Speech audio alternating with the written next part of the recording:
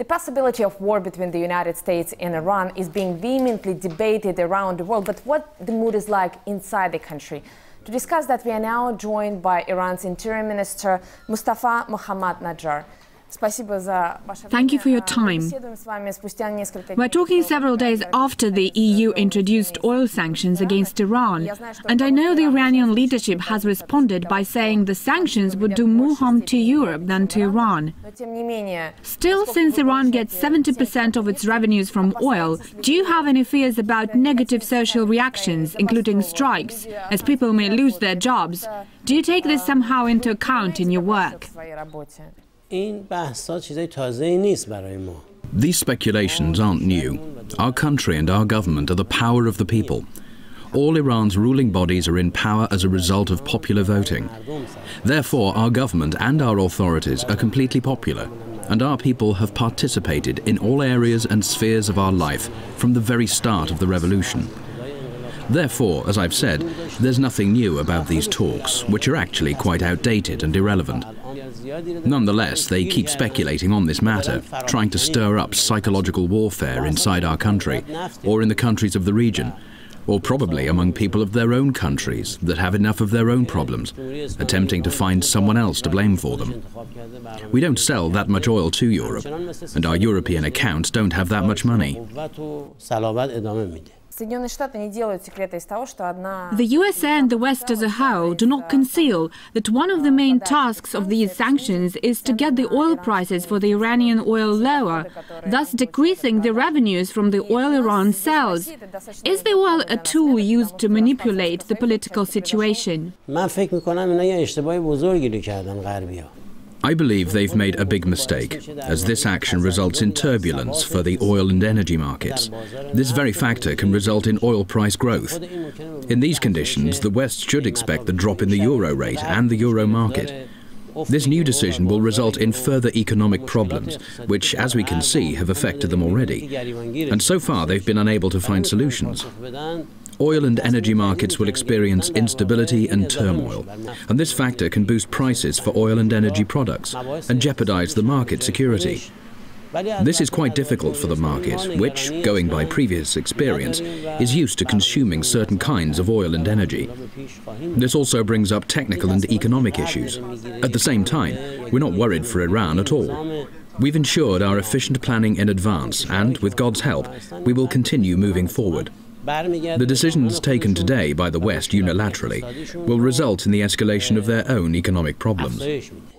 Are Iranians nervous or anxious with the aggressive and military rhetoric being built up by the West?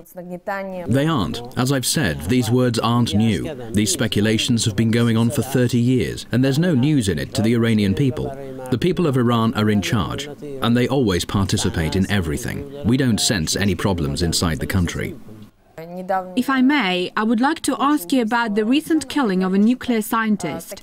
There have been other similar cases, and as far as we understand, the investigation into it has not made great progress so far.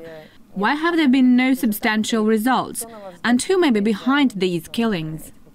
This is clear as day, and they admit it. Mossad and the CIA, as well as some European security services, don't like to see nations progress. They would like to have control and a monopoly over everything. The great Iranian nation follows the path of searching for new technologies. It wants to stand firmly on its feet by means of its own strengths and produce its own knowledge. They disapprove of this progress, and they don't want to see other nations develop themselves. The fact that they come over to such people's homes or attempt to murder an educated and broad-minded university professor highlights the grave nature of their situation. It demonstrates that the US and Israel have disgraced themselves in this matter. They speak of human rights, and at the same time they officially perform terrorist attacks and promote state terrorism expansion. In their slogans we see their idle talk on fighting terrorism. Their deeds, however, do not match their words. They brought their troops to Afghanistan under the pretext of defending human rights and fighting terrorism and drug trafficking. But drug crops have increased 40-fold since the Americans got there. The number of casualties among innocent men, women and children has increased significantly, and so has the level of instability in the region. We actually witnessed terrorism development in the region. Drug mafia and drug-related revenues have grown as well. We see contradiction between their words and deeds. The scientists' assassination will only make the Iranian people stronger and more focused on their goal. People understand that they've chosen the right path, the one of scientific progress. The adversary doesn't want to see this happen, as it would cause harm to them. Physical annihilation of people in full daylight is a sign of the adversary's complete powerlessness and despair.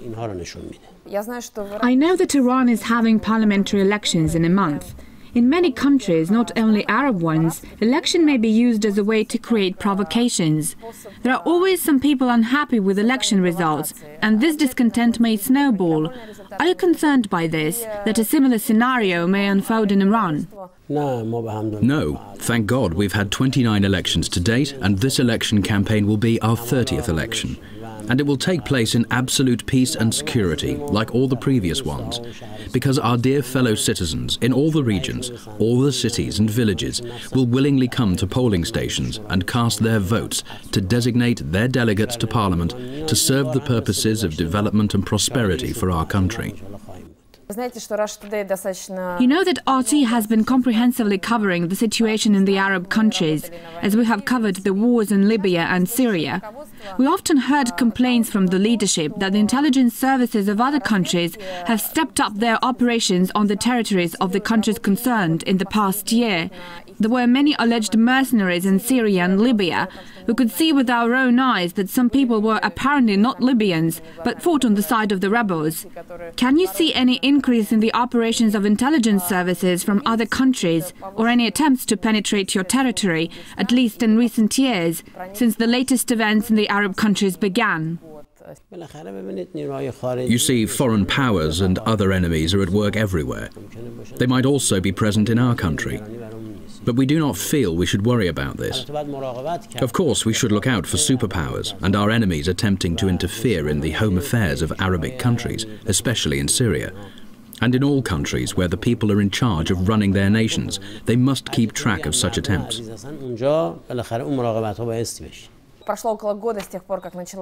It's been about a year since the Arab Spring began. At first, even the Iranian leadership hailed the movements in Egypt and Libya as expressing democratic sentiments. Now that 1 year has passed, the attitude towards the events around your country has changed. Do you still believe those are people driven by their own democratic ideas, or do you see a hand of other countries in the events of the Arab Spring? We support any popular movement as long as people's demands are legitimate. The imperialistic regime of world supremacy is obviously trying to lead people away from the right path and neutralize the popular movement or transform it in favor of their own interests. The pure, straightforward and righteous path that people have been following in all countries of the region, however, is stipulated by their willingness to defend their rights, which is a legitimate demand from Iran's viewpoint. Can one say that the instability in the region has considerably increased the narcotic drugs trafficking? Yes, Afghanistan is certainly the focus of narcotic plantations now. The Americans and Europeans are there, and since they came, narcotic drugs production has increased 40-fold. And it's a financial source for most terrorists who infringe the security of Central Asian states, the states of the region, and Russia itself. It's a threat not only for Iran, but for the region at large, and Russia. If Russia fails to keep an eye on what's going on next to its borders and around the country, this threat will most probably become a serious problem for Russia itself. It's a fact that both Iran and Russia host the main drugs trafficking route. We're at the beginning of it, because the drugs first penetrate our country, then follow to Turkey, and then to Europe. On the other hand, Russia is also on the route, at its northern end, because the drugs penetrate Russia through Central Asia and then go to Europe. We suffer serious losses on this route. More than 3,700 lives have been lost in the attempt to resolve this issue. given we, as humans, are convinced we have to go on with this ruthless battle so as to save our people, and despite the fact that the world community does not lend us necessary assistance in this cause, we're alone to bear most financial costs and human losses in order to continue the struggle, shut down the borders and blockade the territory inside the country in order to prevent the trafficking. So it seems Iran and Russia will have to take responsibility for the problem themselves. Preparing for this interview, several colleagues approached me at RT asking if there was going to be a war between Iran and the USA. What is your answer? Let me say this again. All those fabrications are not new to us. The Islamic Republic of Iran is a strong power capable of defending its regional security fully. And the Iranian people, being a great and powerful nation, are not afraid of those futile threats.